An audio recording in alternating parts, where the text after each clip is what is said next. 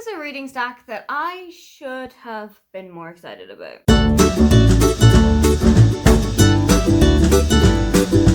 Hi, welcome, come on in. My name is Aoife and today I am wrapping up my autumnal reading for you.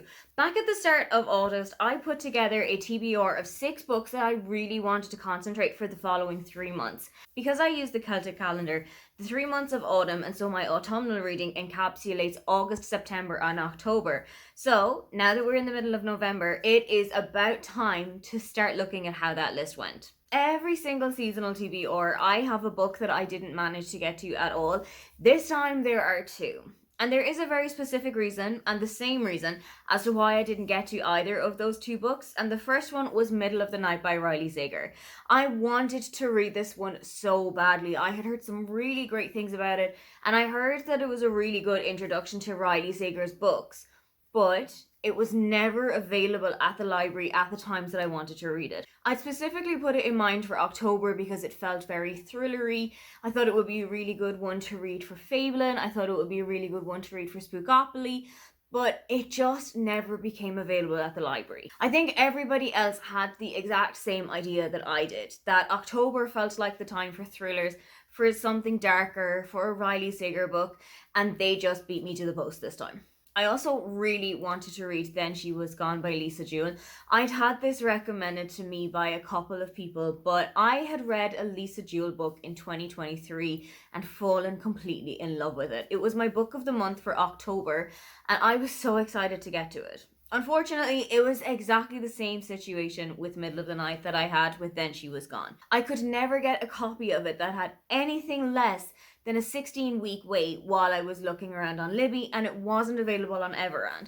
So there was just nowhere for me to actually get this book, to have it in my possession so that I could read it. It is definitely one that I still want to read. I'd love to read a lot more of Lisa Jewell's books, and I'd also really like to read the Riley Sager book. It's just that the timing didn't work out for me this time. I also had a DNF across autumn, so this wasn't particularly the successful reading list that I had hoped that it would have been when I put it together. I DNF'd A Witch's Guide to Fake Dating a Demon by Sarah Hawley about 30% or so of the way through. I am still not sure if this is a hard DNF or if this is just a soft not for now, I'll come back to it another time. This is following Mariel Spark, who is destined to become one of the strongest witches in her family, but there is just always something going wrong whenever she casts a spell. At the very beginning of the book, we see Mariel trying to cast a spellbinding spell for Flower, but what she actually says is the name of Ozrath, who is a demon that is brought in from the other realms, and they now have a soul tie where Ozrath is not allowed to leave Mariel's presence until they have figured out why he's here and gotten a bunch of tasks done so that he can go back to the other realms in peace. I had such high hopes for this one. I really wanted to enjoy this. It was the first in a series as well, so I thought, hey, if I really enjoyed the first book in this, I knew that the second 2 were available in my local bookshop and I could go and pick them up. But it just didn't work for me. I think it was completely opposite to the cozy fantasy feeling that I was looking for from this book. It was actually a little bit more explicit than I was expecting it to be. And I don't have an issue with explicit books. I don't have an issue with smut. I don't have an issue with cursing in books. But this just felt like it was too much. I didn't really feel a whole lot of chemistry either between Mariel and Ozrath, and any time that I was going back to the book, I found myself not wanting to go back to it. That is truly never a good sign for me. If I'm actively looking for reasons not to pick a book up, it kind of means that I just have to put it down. This book was on my 12 and 24 list, and it was recommended to me by Victoria from What Victoria Read, and I am not saying that she picked a dud for me here. I might actually go back to it in a couple of months when it has been completely washed out of my system. I might try it for next year for Halloween. Let's see how I get along then. Now that I know what I'm going into, I feel like I might have a different experience with it this time. It just wasn't the book that I was looking for here. A book that did deliver, and delivered hard, was The Very Secret Society of Regular Witches by Sangu Mandana. This book is about Mika Moon, who is a witch living in England, and this is a very isolated lifestyle. She will move city every 6 months so that nobody has a chance to get to know her, to figure out what is going on with her and all of these kind of strange things that are happening in her life. She's got a couple of videos on YouTube of her performing witchy acts and performing spells and doing tarot, but people don't actually think that she is a real life witch. She's doing it in such a satirical, tongue in cheek way that they think she is just a tarot reader having some fun on the internet. However, the inhabitants of Nowhere House know exactly who Mika is and they can see right through her, and they hire her as the kind of live-in au-pair slash teacher for 3 young girls that they have taken in from across the world. In this world, every witch becomes an orphan pretty much a couple of days after they are born.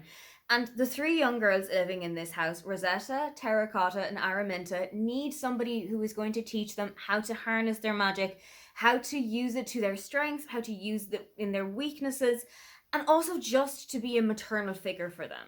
I loved every single member of Nowhere House, and I mean every single one of them. Even Jamie, the super grumpy librarian, really warmed me.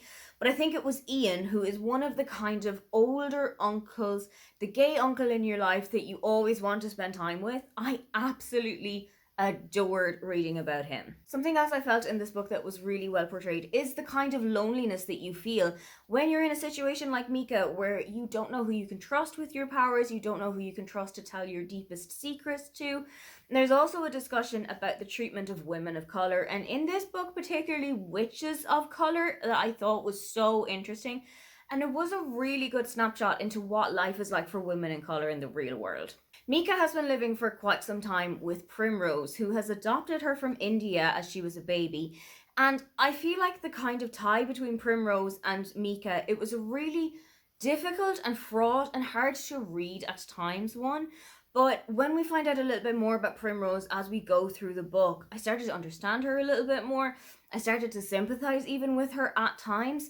And when we meet her at the end of this book and revelations start to come out about her, I should have been more prepared. I should have known what was going to happen because there were a couple of really blindingly obvious signs, but it just never hit me in the face. There is a romance in here between Mika and the aforementioned Jamie, the librarian at Nowhere House. But what I love about this book is that took a very, very small amount of the time here. I think we spent about 5 to 10 pages of a relatively clunky sex scene here. But overall, the main focus of this book was teaching the young girls how to use their powers. Mika finally feeling like she had found a coven and that she had found a family that she could be a part of. And that was so heartwarming to read. I thought it was such a fantastic book.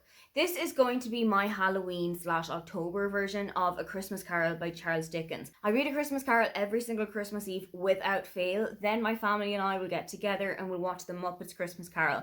This is going to be my October and Halloween version of that. I'm going to pick it up every single October without fail so that I can get into that kind of vibe. A book that chewed up autumn and then spat it all over its cover is The Pumpkin Spice Cafe by Laurie Gilmore. This is about Jeannie, who is given the deeds to the Pumpkin Spice Cafe by her older aunt, who is getting old and sick and just doesn't have the time or the energy to run the Pumpkin Spice Cafe anymore. Jeannie heads off to Dream Hollow, and here she is introduced to the entire population of the town, finds out more about the cafe, and also is introduced to Logan. He is a local farmer who has been doing a lot of supplies for the cafe, but he and Jeannie haven't really seen eye to eye. He wasn't particularly excited about a new owner coming into the area, but he's just taking it on his chin, and they've gotten to know each other a little bit better. This book tried so hard to be Lorelai and Luke from Gilmore Girls that I think it overshot the mark at times.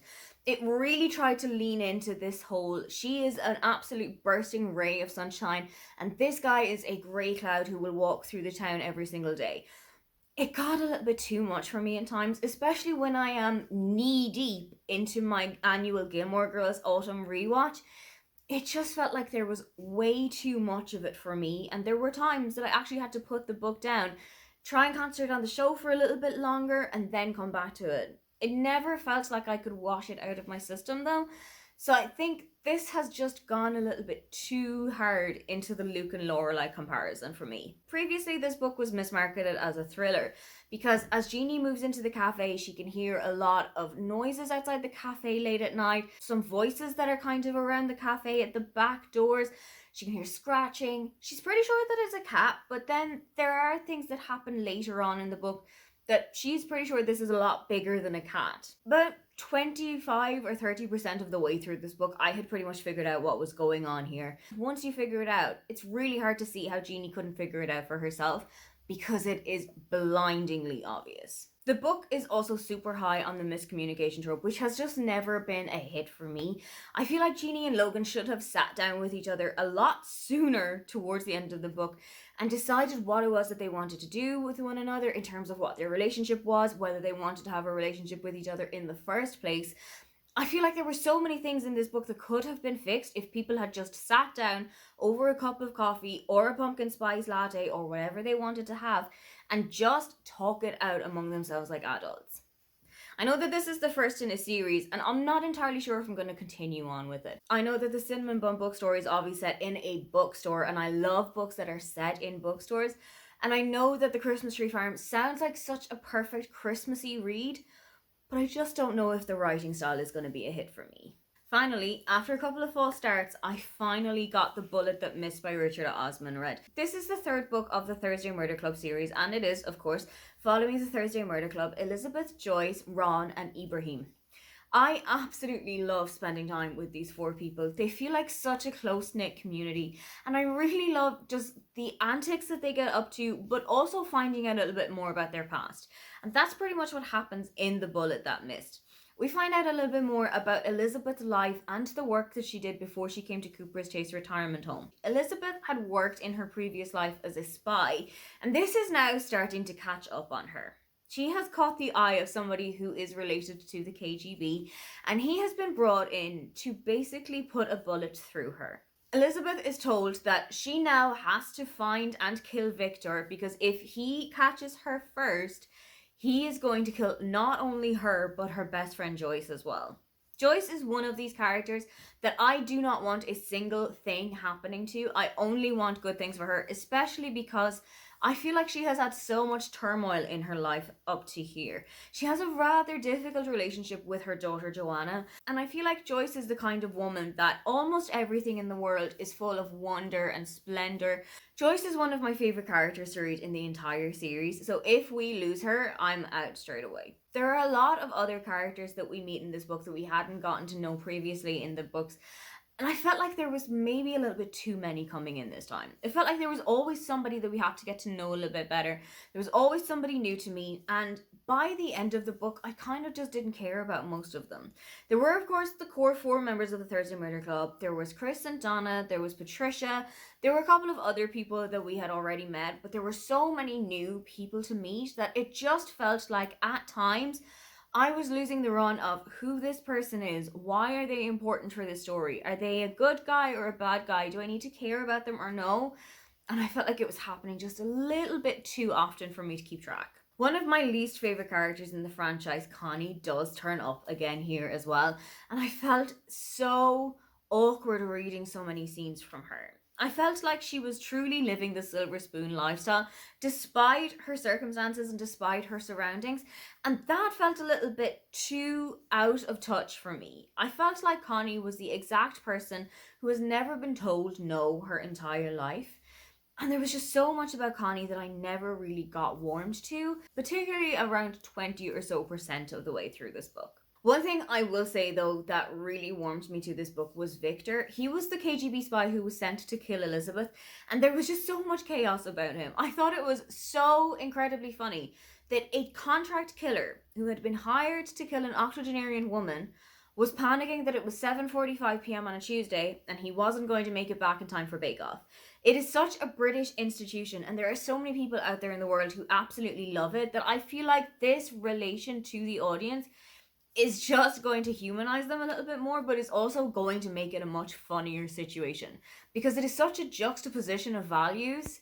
It just made me laugh my head off. While some storylines in here did really catch me by surprise as to how they ended, there were one or two in here that I felt kind of flitted out towards the end of the book. I felt like you could have just expanded a little bit more, find out what the people are up to after it, what their fates or their outcomes were.